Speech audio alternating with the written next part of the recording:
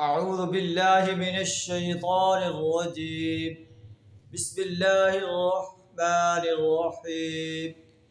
ولو يعجل الله للناس الشر استعجالهم بالخير لقضي إليهم أجلهم فنذر الذين لا يرجون لقاءنا في طغيانهم يعمهون. صدق اللہ العظیم.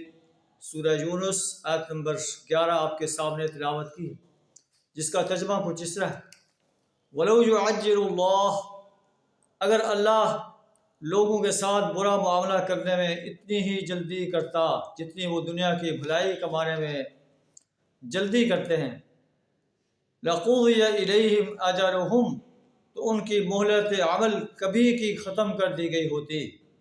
یعنی لوگ جو برائیاں کرتے ہیں، اللہ کے ساتھ شریک چاہتے ہیں، اللہ کے مقابلے میں اوروں کی پرستش کرتے ہیں، اوروں کی بندگی غلامی اختیار کرتے ہیں، اگر اللہ انہیں ان کے اس گناہ پر پکڑنا شروع کر دے تو ان کی مدت عمل ختم ہو جائے. لیکن اللہ کا یہ طریقہ نہیں. اللہ فرماتا ہے: فَنَذَرُ الَّذِينَ لَا يَرْجُونَ لِقَاءَنَا فِي طُغْيَانِهِمْ يَعْمَهُونَ، ہم ایسے لوگوں کو جو ہم سے ملنے کی توقع نہیں رکھتے ان کی سرکشی میں بھٹکنے کے لیے چھوڑ دیتے ہیں، اور پھر جب ان کی مہلت عمل ختم ہو جاتی ہے تو پھر ہم انہیں اپنی گرفت میں لیتے ہیں. انسان کا حال تجھے ہے کہ جب انہیں کوئی ضرورت پہنچتی ہے تو ہمیں پکارتے ہیں پہلو پر بیٹھے ہوئے کھڑے ہوئے. جب ہم ان کی مصیبت کو دور کر دیتے ہیں تو یہ ایسے ہو جاتے ہیں کہ جیسے انہوں نے کبھی ہمیں اپنی تکلیف پر پکارا ہی نہیں تھا.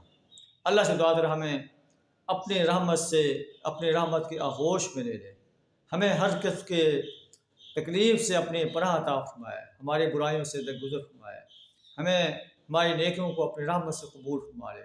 وآخر دعوانا الحمد للہ رب العالمین.